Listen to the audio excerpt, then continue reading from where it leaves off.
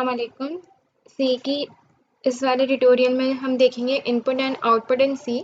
Last जितनी भी हमारी वीडियोस थी उसमें हमने ऑपरेटर्स देखा था, हमने इंट्रो देखा था, देन हमने different variables and data types देखे थे। इस वीडियो में हम इनपुट एंड आउटपुट को कवर करेंगे। इसके ऑब्जेक्टिव जो हैं उसमें हम ऑब्जेक्टिव में देखेंगे आईओ फंक्शंस हमारे पास क्या होते हैं। इन आईओ फंक्शंस में से हमने अभी तक जिस पे काम किया है वो हमारा प्रिंट एफ का फंक्शन पे काम करा है, ठीक है। और वो प्रिंट एफ का जो फंक्शन था वो हमारे पास आउटपुट का फंक्शन था, ठीक है। आउटपुट डिस्प्ले हो रहा था हमारे पास कंसोल पे। इसके अलावा हमने अभी तक इनपुट के किसी फंक्शन पे काम नहीं किया। इनपुट का फंक्शन क्या कर रहा होता है, यूज़र से इनपुट गेट कर रहा होता है। इसके अलावा हम करेक्टर आईओ फंक्शन देखेंगे। करेक्टर आईओ फंक्शंस में हम get character and put character का मेथड देखेंगे। स्टैंडर्ड इनपुट एंड आउटपुट की अगर हम बात करें तो हमारे पास स्टैंडर्ड लाइब्रेरी होती हैं जो हमें प्रोवाइड कर रही होती हैं इनपुट एंड आउटपुट के स्टैंडर्ड मेथड। और स्टैंडर्ड मेथड को यूज़ करके हम लोग अपनी इनपुट या आउटपुट के फंक्शंस यूज़ कर रहे होते हैं। अच्छा, स्टैंडर्ड लाइब्रेरी जो होती है वो फॉर एग्जांपल हमने अभी जो देखी थी stdio.h, ये एक स्टैंडर्ड लाइब्रेरी है जिसके पास इनपुट एंड आउटपुट के दोनों के मेथड्स डिफाइंड है। स्टैंडर्ड इनपुट हम यूजुअली कीबोर्ड से एंटर कर रहे होते हैं और जो आउटपुट होता है वो यूजुअली हमें मॉनिटर पे डिस्प्ले हो रहा होता है। फॉर एग्जांपल अभी जो हम आउटपुट देख रहे हैं अपनी सी का वो हम कंसोल की स्क्रीन पे देख रहे हैं, ठीक है। अच्छा, देन हम आगे देखते हैं। हम बात करते हैं अपनी हेडर फाइल कहला रही होती है जो हमारी बेसिकली स्टैंडर्ड लाइब्रेरी है।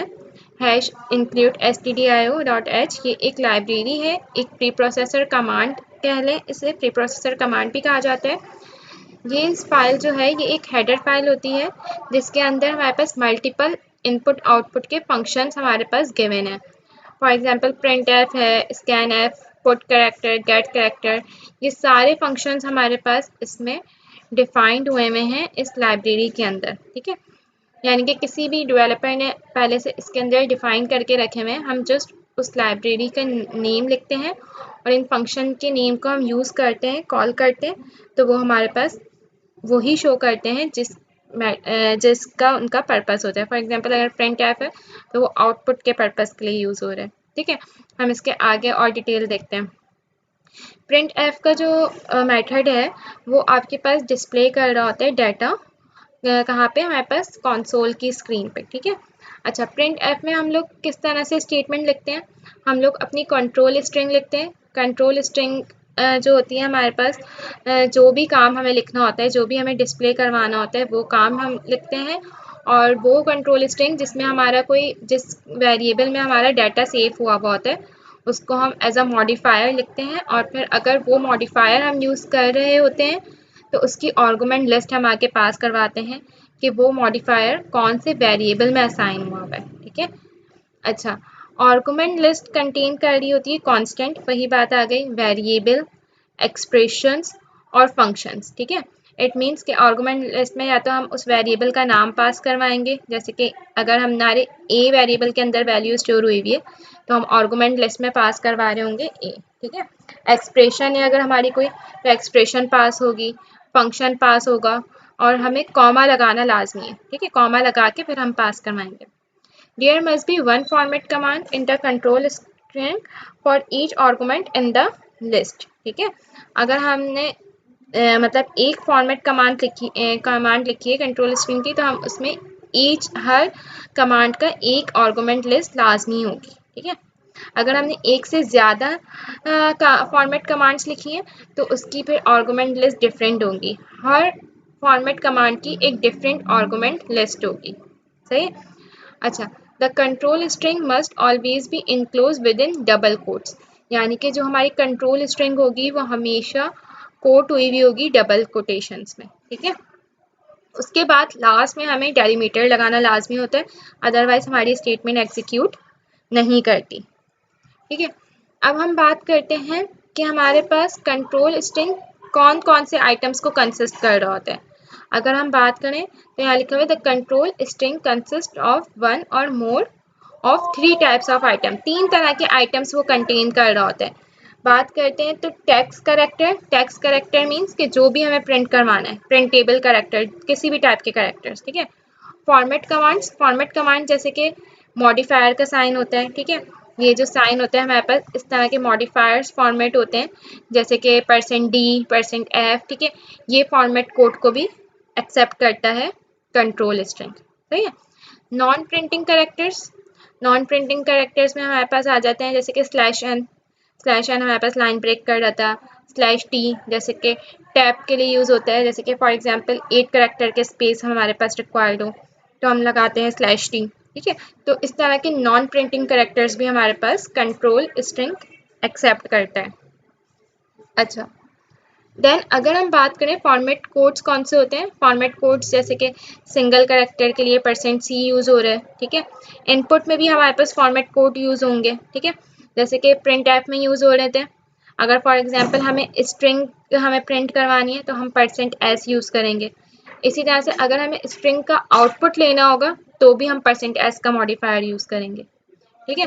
इसी तरह से फॉर्मेट कोड्स जैसे कि %d है, ठीक है, इंटीजर के लिए, फ्लोटिंग के लिए %f है। तो ये सारे फॉर्मेट कोड्स का एक चार्ट है आप लोग के पास। अच्छा, देन हम देखते हैं फॉर्मेट कोड्स, जो बेसिक फॉर्मेट कोड्स होते हैं उसमें एक %d है जो ज़्यादातर इंटीजर्स के लिए यूज़ हो रहा होता है, %f है जो हमारे पास ज़्यादातर फ्लोटिंग पॉइंट नंबर्स के लिए यूज़ होता है। अच्छा, %f और %e दोनों का सेम ही काम है, ठीक है, दोनों डेसिमल पॉइंट्स के लिए ही यूज़ हो रहे होते हैं।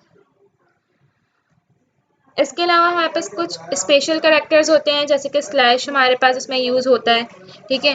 स्लैश के साथ डबल कोटेशंस हमारे पास यूज़ हो रही होती हैं प्रिंट एफ की स्टेटमेंट में। इसके अलावा हमारे पास % यूज़ हो रहा होता है प्रिंट एफ की स्टेटमेंट। अगर हम देखें तो control string and format code हम किस तरह से यूज़ कर रहे होते हैं। Control string and format code हम कुछ इस तरह से यूज़ कर रहे होते हैं कि फॉर एग्जांपल ये प्रिंट एफ की मेरे पास स्टेटमेंट है, ठीक है, और इस प्रिंट एफ की स्टेटमेंट में मेरे पास लिखा हुआ है %d, ठीक है। %d मेरे पास क्या है, कंट्रोल स्ट्रिंग, ठीक है। अब ये जो कंट्रोल स्ट्रिंग है ये हमारे पास consist of format command only, ठीक है। हमारे पास कंट्रोल स्ट्रिंग क्या कंसिस्ट कर रहा होता है, फॉर्मेट कमांड एक्सेप्ट कर रहा होता है, करेक्टर अभी हमने देखा एक्सेप्ट कर रहा होता है, ठीक है। ये सारी चीज़ें एक्सेप्ट कर रहा होता है हमारे पास कंट्रोल स्ट्रिंग, ठीक है। तो जो इसमें अभी हमने पास करवाई हुई है वो हमने फॉर्मेट कमांड पास करवाई हुई है। फॉर्मेट कमांड यानी कि %d एक फॉर्मेट है, ठीक है। इसका आर्गुमेंट लिस्ट क्या गई हुई है, 300। ये फॉर्मेट किसका, इस फॉर्मेट की आर्गुमेंट लिस्ट क्या है, 300 है, ठीक है। तो अगर मैं एक्सप्लेनेशन की बात करूं आर्गुमेंट लिस्ट की, तो ये कांस्टेंट है, यानी कि कांस्टेंट क्यों है, चेंज नहीं हो रही, ठीक है। तो ये हमने एक डिफाइंड कर दी, ठीक है। इसमें ये किसी वेरिएबल में असाइन नहीं है, डायरेक्ट असाइन हुई भी है। तो स्क्रीन पे मेरे पास आउटपुट पे रिजल्ट क्या डिस्प्ले होगा, 300, सही है। अब यहाँ पे %d फॉर्मेट कमांड है, ठीक है। 10 + 5 आर्गुमेंट लिस्ट है। किस टाइप की आर्गुमेंट लिस्ट है, एक एक्सप्रेशन टाइप की आर्गुमेंट लिस्ट है, ठीक है। सॉल्व होके इस एक्सप्रेशन का स्क्रीन पे रिजल्ट डिस्प्ले होगा 15, ठीक है। अब यहाँ पे इसी तरह से हमारे पास कंट्रोल स्ट्रिंग क्या पास करवाई हुई है, गुड मॉर्निंग मिस्टर ली, ठीक है।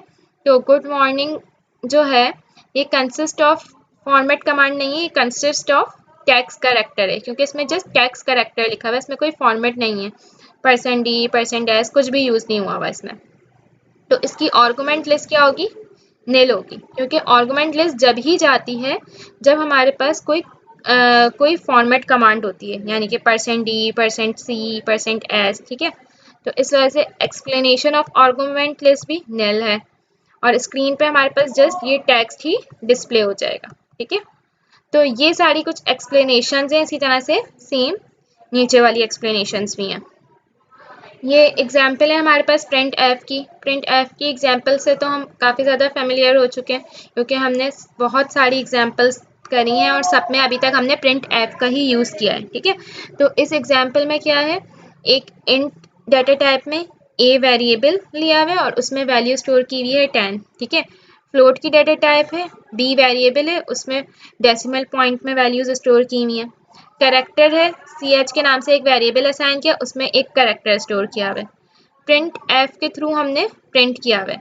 अगर इंटीजर टाइप को प्रिंट करते हैं तो हम कौन सा फॉर्मेट कमांड यूज़ करते हैं, %d, ठीक है। अगर फ्लोट को यूज़ कर रहे होते हैं तो फॉर्मेट कमांड होता है %f। अगर करेक्टर हम प्रिंट करवा रहे होते हैं तो फॉर्मेट कमांड होता है हमारे पास %c, ठीक है। और अगर हमारे पास कोई भी फॉर्मेट कमांड नहीं है, जस्ट हम क्या लिख रहे हैं, टेक्स्ट करेक्टर्स हैं, तो हमने यहाँ पे कोई भी आर्गुमेंट लिस्ट नहीं पास करवाई, सही है।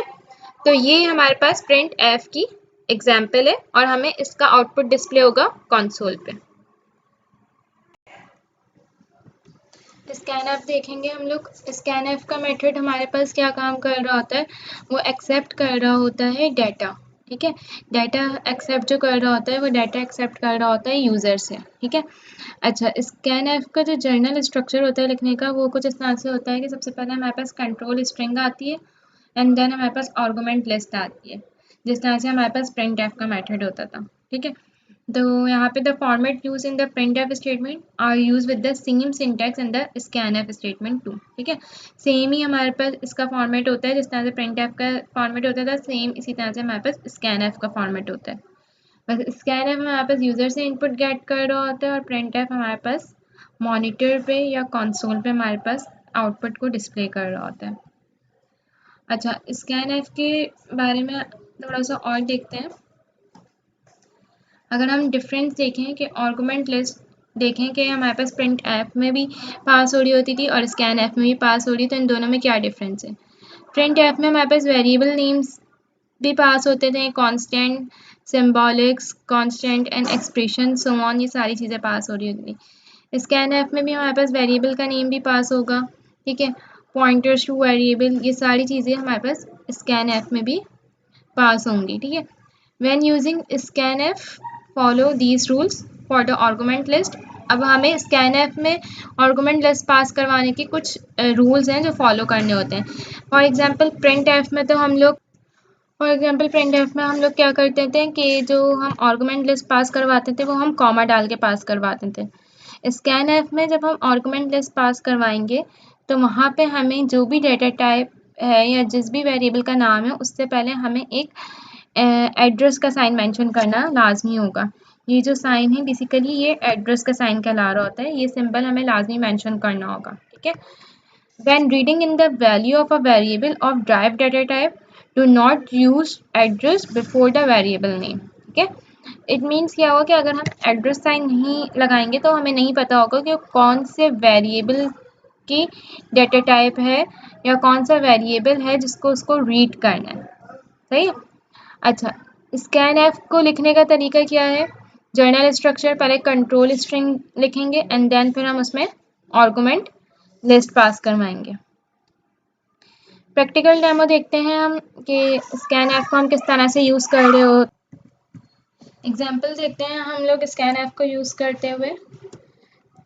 लाइब्रेरी इंक्लूड करवाएंगे, यही मेन लाइब्रेरी है जिसके अंदर हमारे पास आईओ के सारे मेथड्स हैं, ठीक है। फॉर एग्जांपल इंट मेन, अगर हम ये वाली लाइब्रेरी इंक्लूड ना करवाएं, हेडर फाइल #include stdir.h, तो फिर हमारे पास जो मेथड हम यूज़ करें प्रिंट एफ और स्कैन एफ, उसमें हमारे पास एरर आएगा, ठीक है।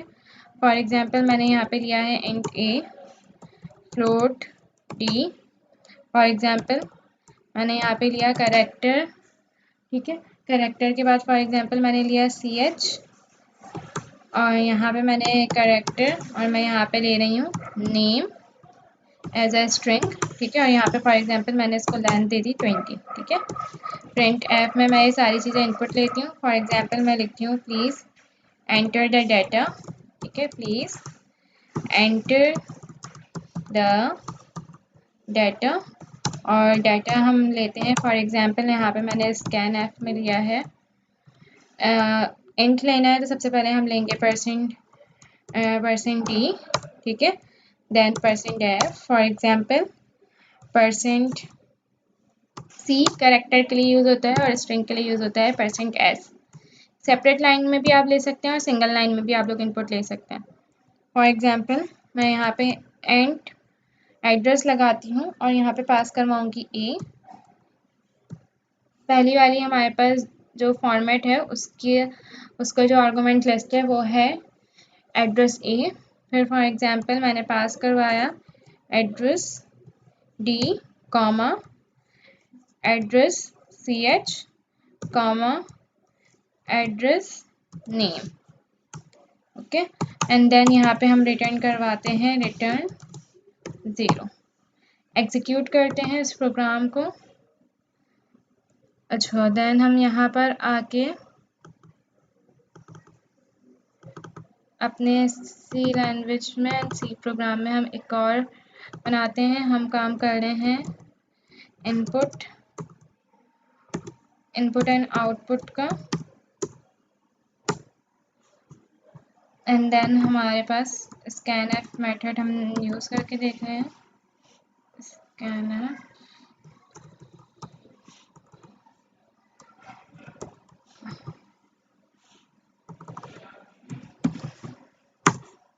इस प्रोग्राम को हम एग्जीक्यूट करते हैं। तो सबसे पहले वो हमसे डाटा मांग रहा है। हमने डाटा में सबसे पहली जो टाइप ली हुई है वो इंटीजर ली हुई है। फॉर एग्जांपल मैंने डाला 45, फ्लोट में मैंने डाला 85.869, कैरेक्टर फॉर एग्जांपल डाला एम, एंड देन मुझसे लेंथ पूछी हुई है तो फिर फॉर एग्जांपल हमने लिखा हेलो वर्ल्ड, ये हमने स्ट्रिंग ले ली। ठीक है, इस तरह से आप लोग इनपुट ले सकते हैं यूजिंग स्कैनएफ। अच्छा, अगर आपको यही इनपुट लेना है अलग अलग तो आप इस तरह से ले सकते हैं, जैसे कि फर्स्ट लाइन में लिया आपने। यहाँ पर हम डिफरेंट लाइंस में यूज़र से इनपुट गेट करते हैं। सबसे पहले कैरेक्टर नेम हमने एक वेरिएबल लिया है और उसमें हमने साइज दे दिया कि नंबर ऑफ कैरेक्टर्स हमारे पास 10 आ सकते हैं। देन इंटीजर एक डाटा टाइप है, यहाँ पे हमने एक वेरिएबल लिया num1 और हमने यहाँ पे डिक्लेयर कर दिया। फ्लोट की डाटा टाइप में हम यूज़र से इनपुट गेट करते हैं, फॉर एग्जांपल num2। यहाँ पे फॉर एग्जांपल प्रिंट एफ में मैं लिखती हूँ एंटर योर नेम।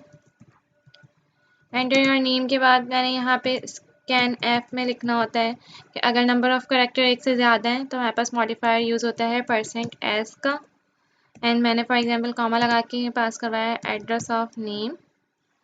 देन यहाँ पे अगर हमें इंटीजर का इनपुट लेना है तो हम यहाँ लिखेंगे print F enter integer value, और यहाँ पे मैंने स्कैन एफ में लिखा for example %d, and then %d के बाद हमने यहाँ पे पास किया num1 एड्रेस ऑफ num1। यहाँ पे हमने यूज़र से इनपुट ले रहे हैं इंटीजर वैल्यू। फिर फॉर एग्जांपल प्रिंट एफ में मैंने लिखा एंटर फ्लोट वैल्यू, और ये भी हम यूज़र से इनपुट ले रहे हैं तो मैंने यहाँ पे लिख दिया स्कैन एफ, एंड फ्लोट के लिए हमारे पास जो मॉडिफायर यूज़ होता है वो होता है %f, एंड देन फिर यहाँ पे हमने पास करवाया num2 एड्रेस ऑफ num2। ठीक है, और यहाँ पे हमने टर्मिनेटर लगा दिया। यहाँ पे हम करते हैं रिटर्न 0। अब यहाँ पे हम इस प्रोग्राम को एग्जीक्यूट करते हैं और इस प्रोग्राम को एग्जीक्यूट करके देखते हैं। सबसे पहले हमारे पास पूछा जा रहा है कि enter your name. Enter your name for example हमने यहाँ पे नेम इंसर्ट करा John, and integer value for example 45, float में हमने कुछ इंसर्ट करनी फ्लोटिंग वैल्यूज। तो ये हमने यूज़र से इनपुट लेके सेपरेट लाइन में हमने देखा कि कैरेक्टर में कैसे इनपुट ले सकते हैं, इंटीजर वैल्यूज़ का कैसे इनपुट ले सकते हैं, और फ्लोटिंग का कैसे इनपुट ले सकते हैं। नेक्स्ट हमारा टॉपिक है इनपुट के बफर आयो, हम देखेंगे। यहाँ पर हमारे पास कुछ एग्जांपल्स हैं जो हम यूज़र से इनपुट ले रहे हैं और उसके थ्रू हम लोग कुछ फार्मूलाज लगा के कुछ प्रोग्राम सॉल्व कर रहे हैं। फॉर एग्जांपल यहाँ पे एक प्रोग्राम है जिसमें आपको कन्वर्ट करना है इंचेस टू सेंटीमीटर। तो आपने यूज़र से इनपुट लेना है, कोई भी वैल्यू आप इनपुट लेंगे। फॉर एग्जांपल आप इनपुट ले रहे हैं इंच, ठीक है, और फिर 1 इंच फॉर एग्जांपल 2.54 सेंटीमीटर के बराबर होता है, तो आपने फार्मूला लगाना है इधर। तो ये सारे प्रोग्राम्स आप लोगों ने करके देख लेने हैं, बहुत आसान है, यूज़र से इनपुट गेट करके सारा काम करना है। मैं आपको इधर एक एग्जांपल दे देती हूँ, एक प्रोग्राम हम करके देख लेते हैं। फॉर एग्जांपल ये वाला प्रोग्राम कर लेते हैं, write a program to find circumference of a circle. ठीक है, ये वाला प्रोग्राम हम यहाँ पे करके देख लेते हैं। यहाँ पे सबसे पहले हम एक लाइब्रेरी इंक्लूड कर लेते हैं, स्टैंडर्ड लाइब्रेरी को, एंड देन हम यहाँ पे एक और लाइब्रेरी इंक्लूड कर रहे हैं और वो लाइब्रेरी है मैथ की, क्योंकि मुझे मैथ का एक फंक्शन गेट करना है पाई का, तो इस वजह से मैंने यहाँ पे मैथ की लाइब्रेरी को इंक्लूड करवा दिया है math.h। मेन का मेथड बनाते हैं। मेन के मेथड के बाद फॉर एग्जांपल हमने यहाँ पे रिटर्न करवा रहे हैं 0। यहाँ पे मैं लिख रही हूँ इंट, और यहाँ पे फॉर एग्जांपल मैं रेडियस ले रही हूँ और फ्लोट करके मैंने अपना जो भी वेरिएबल था सर्कल वो मैंने डिक्लेयर कर दिया। यहाँ पे हमारे पास जो सर्कल के सरकमफेरेंस का फॉर्मूला है वो है सर्कल इक्वल टू 2πr। सबसे पहले मैं यूज़र से इनपुट ले लेती हूँ रेडियस, एंटर रेडियस, ठीक है। यहाँ पे मैं यूज़र से रेडियस इनपुट ले रही हूँ और यहाँ पे मैंने स्कैन में लिखा %d, क्योंकि मैंने रेडियस इंटीजर डेटा टाइप लिखी है तो यहाँ पे %d और यहाँ पे मैंने लिखा रेडियस। फॉर एग्जांपल अब यहाँ पे हम फार्मूला लगाएंगे। फॉर एग्जांपल मैंने यहाँ लिखा सर्कल, सर्कल का जो फार्मूला है वो हमारे पास कुछ ऐसा है, 2 मल्टीप्लाई बाय 2πr है तो मल्टीप्लाई बाय मैथ डैश पाई। मैं मैथ डैश पाई का एक मेथड है जो मैथ की लाइब्रेरी के अंदर मौजूद है वो कॉल करवा रही हूँ, तो मैंने यहाँ लिखा math dash pi multiply by R radius, जो रेडियस वेरिएबल का नाम था। प्रिंट एफ में for example the value of circle is %d, और यहाँ पे मैं कॉमा लगा के पास करवा देती हूँ सर्कल। इसी तरह से सारी एग्जांपल्स आप लोग के पास होंगी। फॉर एग्जांपल प्रोग्राम 3 है ये, इसे एग्जीक्यूट करते हैं। तो आप देखें यहाँ पे सबसे पहले एंटर रेडियस, रेडियस की वैल्यू मैंने डाली फॉर एग्जांपल 5, तो मेरे पास वैल्यू ऑफ सर्कल कैलकुलेट होकर आ गया।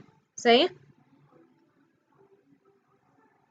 अच्छा, यहाँ पे हमारे पास हमने फ्लोट लिया हुआ है तो इस वजह से हमारे पास इतने सारे नंबर्स आ रहे हैं। हम यहाँ पे %f लगाते हैं। अब हम चेक करते हैं। फॉर एग्जांपल मैंने यहाँ पे लिया 5 और जब 5 लिया तो मेरे पास 5 की वैल्यूज़ गेट होकर आ गई। फ्लोट हमारे पास कहता है कि पॉइंट के बाद 6 डिजिट्स आए, तो यहाँ पे फ्लोट में हमारे पास आफ्टर पॉइंट 6 डिजिट्स आ रहे होते हैं। फॉर एग्जांपल हमें 2 डिजिट्स चाहिए जस्ट पॉइंट के बाद, तो हम यहाँ पे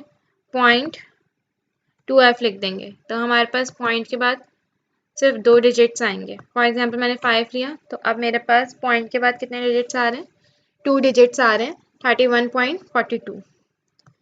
तो इसी तरह से हमारी डिफरेंट एग्जांपल्स, ये सारी एग्जांपल भी इसी तरह से होंगी। यहाँ पे आपने यूज़र से इनपुट लेना है और यहीं पे आपने सारा काम करना है, फार्मूला लगाना है एंड देन आपने फार्मूला लगा के कैलकुलेट करनी है चीज़ें। जो नेक्स्ट टॉपिक हमारा है वो है बफर्ड आयो। बफर आयो क्या होता है, हमारे पास ये रीड कर रहा होता है ASCII कैरेक्टर्स, यानी कि ये हमारे पास इनपुट एंड आउटपुट के जस्ट 1 कैरेक्टर को रीड कर रहा होता है और टेम्प्रोरी स्टोर करवा रहा होता है हमारे पास मेमोरी में जाके, कि हमारे पास जस्ट एक कैरेक्टर लेता है ये इनपुट से और आउटपुट में भी एक ही कैरेक्टर को शो करवाता है और हमारे पास शो भी एक कैरेक्टर हो रहा होता है। तो बफर के जो आईओ ऑपरेटर्स हैं बेसिकली वो हम जो काम कर रहे होते हैं कंसोल पे हम देख रहे होते हैं उसका आईओ ऑपरेशंस। वैसे तो जितना भी हम काम कर रहे हैं सी का वो सारा ही हम कंसोल पे देख रहे हैं, ठीक है। तो हम इसको देखते हैं कंसोल आईओ कौन कौन से होते हैं। कंसोल आईओ फंक्शंस जो होते हैं बेसिकली अगर हम बात करें बफर में रहते हुए, तो कंसोल आईओ फंक्शन हमारे गेट कैरेक्टर एक मेथड है और एक पुट कैरेक्टर मेथड है। गेट एंड पुट दोनों, गेट जो काम कर रहा होगा वो हमारे पास काम कर रहा होता है स्कैन एफ की तरह, लेकिन ये गेट कैरेक्टर जस्ट 1 कैरेक्टर को इनपुट ले रहा होता है एंड जो पुट कैरेक्टर काम करता है वो काम करता है एज अ प्रिंट एफ, लेकिन ये जस्ट हमारे पास 1 कैरेक्टर को प्रिंट करवा रहा होता है। यहाँ पे हम इन दोनों को देखेंगे यूज़ करके। फॉर एग्जांपल सबसे पहले हम गेट कैरेक्टर की बात करें तो यहाँ पे क्या लिखा हुआ है, use to read input data a character at a time from the keyboard, यानी कि एक कैरेक्टर हमारे पास कीबोर्ड से ले रहा है एट अ टाइम। अगर हम बफर कैरेक्टर की बात करें, buffer character until the user type a carriage return, जब तक यूज़र कुछ और रिटर्न नहीं कर देता तो वो हमारे पास क्या होता है कि हमसे बार बार कैरेक्टर लेते रहते हैं, लेकिन सिंगल कैरेक्टर। ठीक है। गेट कैरेक्टर का फंक्शन हमारे पास इस तरह से लिखा जाता है, गेट कैरेक्टर, और इसमें हमारे पास कोई आर्गुमेंट नहीं होता, लेकिन पैरेंथेसिस हमारे पास होते हैं इसमें। ठीक है। तो हम इसकी एग्जाम्पल को देखते हैं। हमारे पास ये कुछ एग्जाम्पल है, इसको हम इम्प्लीमेंट करके देख। फॉर एग्जाम्पल मैंने यहाँ पे लिखा हैश इंक्लूड। इसी स्टैंडर्ड लाइब्रेरी के अंदर मेरे पास गेट एंड पुट कैरेक्टर भी का मेथड भी मौजूद है। मैंने यहाँ पे लिखा इंट मीन, और मीन के बाद फॉर एग्जाम्पल यहाँ पे हमने कैरेक्टर लेटर, और फॉर एग्जाम्पल प्रिंट एफ में मैंने लिखा enter a character, enter a character. और यहाँ पे हमने फॉर एग्जांपल जो लेटर मेरे पास वेरिएबल है उसमें मैंने गेट करेक्टर के मेथड को कॉल कर लेती हूँ। तो मैंने यहाँ पे गेट करेक्टर के मेथड को कॉल कर लिया। प्रिंट एफ में मैं फॉर एग्जांपल लिखती हूँ गेट वैल्यू ऑफ, या ये लिखते हैं गेट %c गेट करेक्टर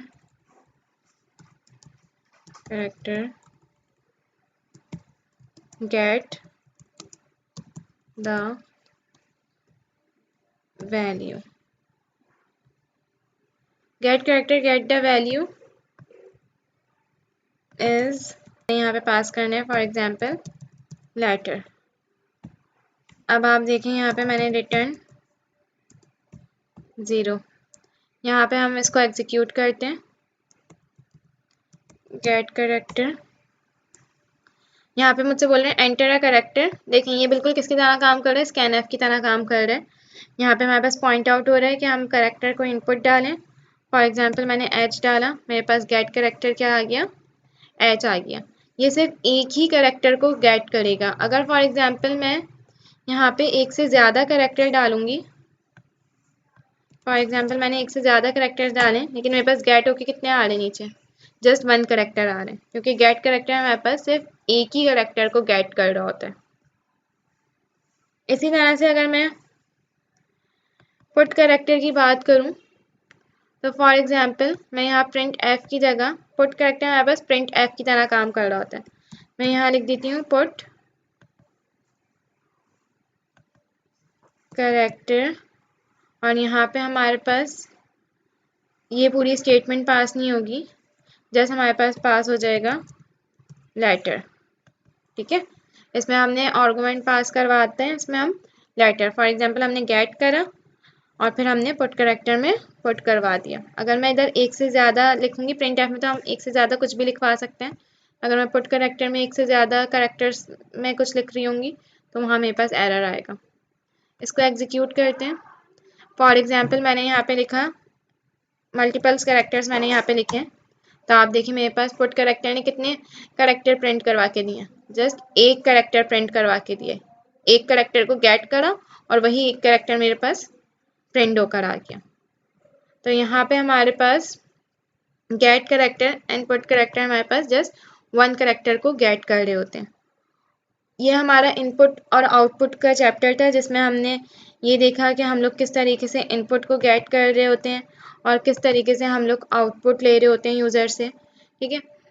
तो ये सारी चीज़ें हैं हमारे पास, ये इनपुट आउटपुट का चैप्टर होपफुली आप लोग को समझ आ गया होगा।